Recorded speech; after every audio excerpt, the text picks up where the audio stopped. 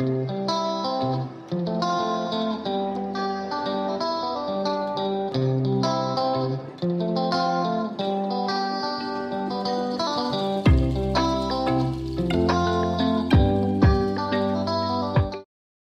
pagi-pagi, semangat pagi semua, semangatnya selalu pagi, selamatnya malam.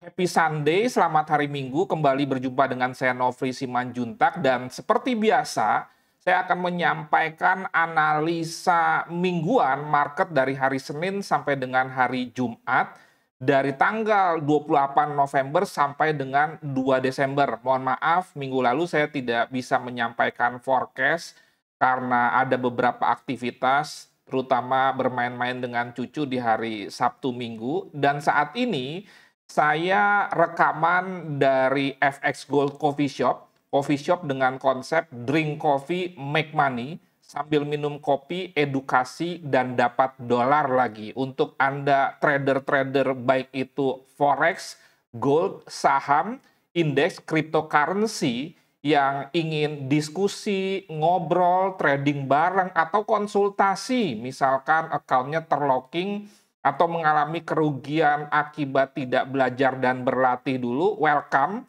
Datang ke coffee shop saya, buka dari hari Senin sampai dengan hari Sabtu, dari jam 9 pagi sampai dengan jam 9 malam. Oke, kita mulai dari membahas analisa fundamental data-data ekonomi yang dirilis pada minggu lalu dan efek pergerakannya terhadap instrumen investasi yang kita tradingkan, misalkan mata uang dan juga tentunya emas atau gold.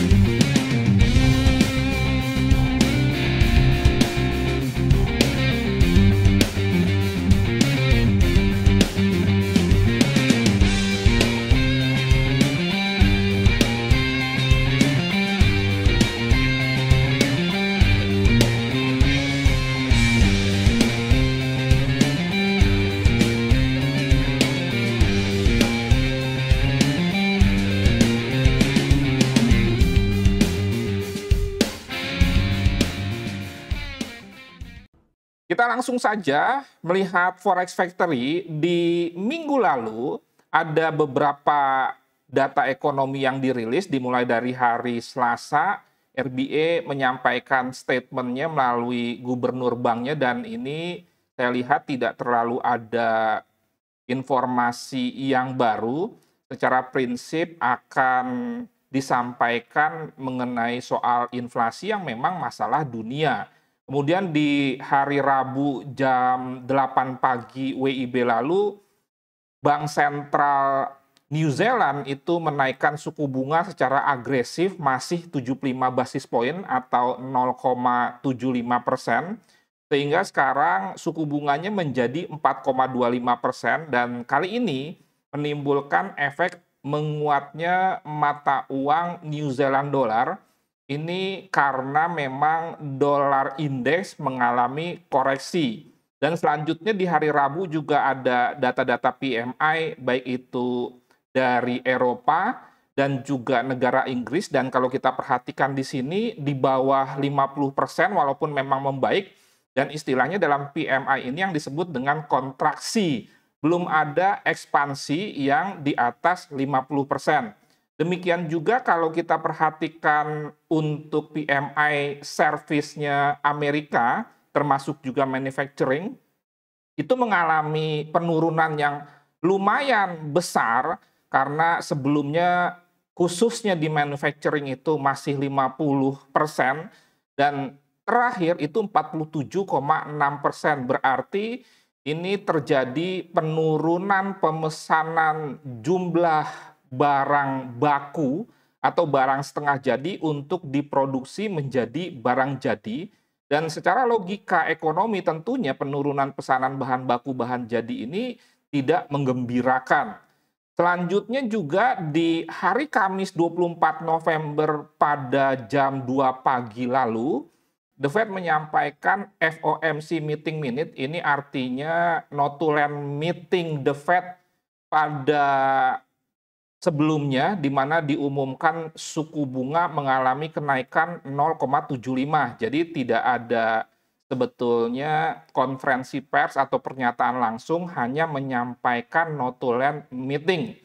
Di mana seperti diduga sebelumnya juga bahwa The Fed akan merencanakan mulai menurunkan agresivitasnya di dalam menaikkan suku bunga Amerika. Ingat, menurunkan agresifnya bukan berarti tidak menaikkan suku bunga. Suku bunga akan tetap dilakukan kenaikan, tetapi mungkin tidak seagresif sebelumnya, di mana yang dimaksud dengan agresif itu besarannya suku bunga yang biasanya naik 0,75 mungkin hanya menjadi 0,5 atau bahkan 0,25 saja. Demikian juga dengan frekuensinya tidak akan terlalu sering. Data suku bunga yang akan dirilis dalam waktu terdekat adalah tanggal 15 Desember di hari Kamis jam 2, di mana sebetulnya saat ini suku bunga sudah 4%.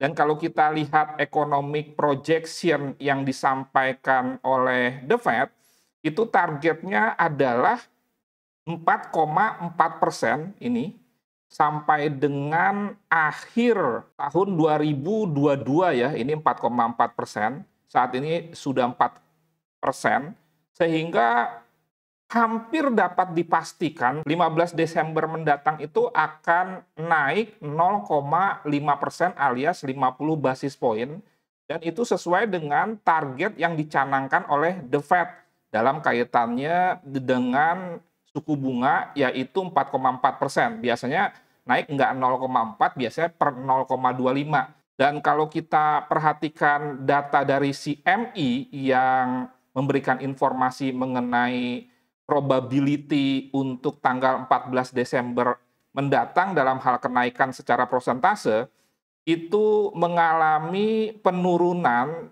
khususnya yang memperkirakan naik 75 basis poin, dari 35,6% menjadi 24,2% saja, sehingga ini menimbulkan efek publik yakin The Fed menaikkannya hanya 0,5%, yaitu dari 59,8% menjadi 75,8%. Dan ini sebetulnya cocok dengan program atau target The Fed, di mana suku bunga itu akan menjadi 4,4% di akhir tahun 2022. Ingat, bukan berarti di 2023 tidak akan ada kenaikan suku bunga lagi. Itu biasanya akan melihat perkembangan inflasi, dan data inflasi terakhir bahwa Amerika mengalami sebuah penurunan, dan itu baik adanya dari 9, kemudian 8, sekarang di angka tujuan. Dan dalam kaitannya dengan logika ekonomi, itu jelas sekali kalau misalkan agresif menaikkan suku bunga itu direm, berarti kenaikan suku bunga itu berpotensi semakin mengecil, sehingga mungkin daya tarik dolar akan berkurang, sehingga juga efeknya menimbulkan komoditi khususnya emas menjadi pilihan dan bisa menjadi rebound. Demikian juga kalau kita bandingkan dengan mata uang euro yang secara COT atau Commitment of Trade juga sudah terjadi reversal, di mana kepemilikan institusi besar pada euro sudah dominan long, dan data terakhir belum bisa saya sampaikan karena memang di Amerika ini sejak Jumat itu ada hari besar Thanksgiving, dan biasanya data-data menjadi tidak update dalam kaitannya dengan analisa sentimental transaksional berkaitan dengan data COT. Kesimpulannya dalam kaitannya dengan FOMC meeting minute tadi, bahwa dolar masih berpotensi melemah, dan melemahnya itu sebetulnya masih dalam kerangka koreksi akibat prediksi market kenaikan suku bunga itu tidak lagi 0,75 tetapi hanya 0,5% saja. Lantas di minggu ini akan ada data pengumuman ekonomi yang sangat penting seperti biasa di setiap Jumat minggu pertama akan dirilis 3 data ketenaga kerjaan, yaitu pertama upah buruh per jam. Dampaknya kita sudah tahu sama tahu, semakin besar tentunya akan membuat ekonomi sebuah negara membaik dan berdampak kepada penguatan mata uang, dalam hal ini adalah US dollar. Demikian juga kalau kita bicara mengenai NFP, itu juga data yang penting, diperkirakan mengalami penurunan dari 261.000 menjadi 200.000. Dan yang ketiga, ini yang menurut saya data terpenting, adalah soal tingkat pengangguran. Diperkirakan akan tetap 3,7% setelah sebelumnya pada pengumuman pengangguran di Jumat pertama Oktober mengalami kenaikan dari 3,5 menjadi 3,7%, dan itu juga membuat dolar terkoreksi. Kembali kalau kita bicara mengenai proyeksi ekonomi yang disampaikan oleh The Fed pada September lalu, di mana diproyeksikan tingkat pengangguran itu sampai dengan akhir 2022 ditargetkan adalah 3,8%. Sehingga kalau memang tingkat pengangguran itu 3,7% alias tetap, itu merupakan sebuah data yang bagus. Dalam kaitannya dengan hari Jumat tersebut, saya seperti biasa menyarankan Anda untuk tidak menebak-menebak, untuk tidak mengikuti atau entry sebelum data dirilis.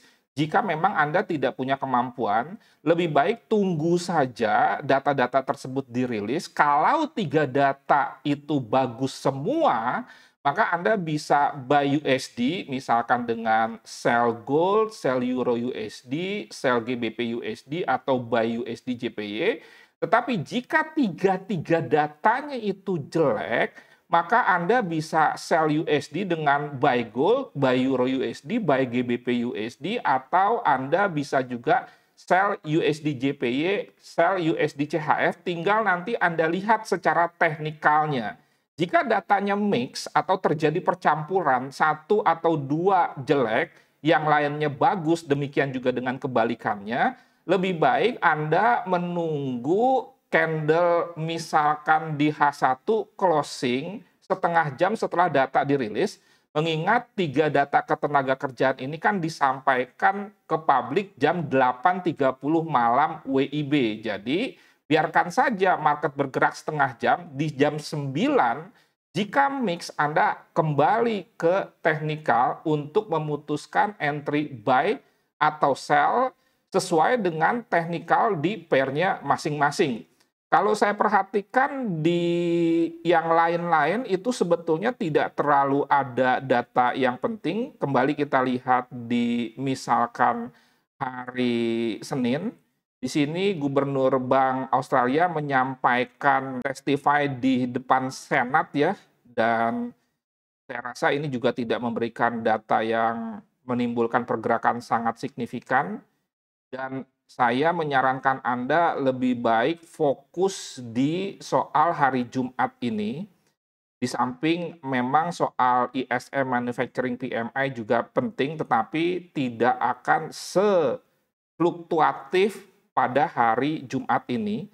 Dan data di Jumat ini juga sangat penting di dalam memutuskan soal tingkat suku bunga, walaupun sudah diprediksi hanya kenaikannya 0,5% saja. Oke, sekian, terima kasih. Semoga bermanfaat dan menjadi berkat. Salam trading tenang senang, Nofri Simanjuntak.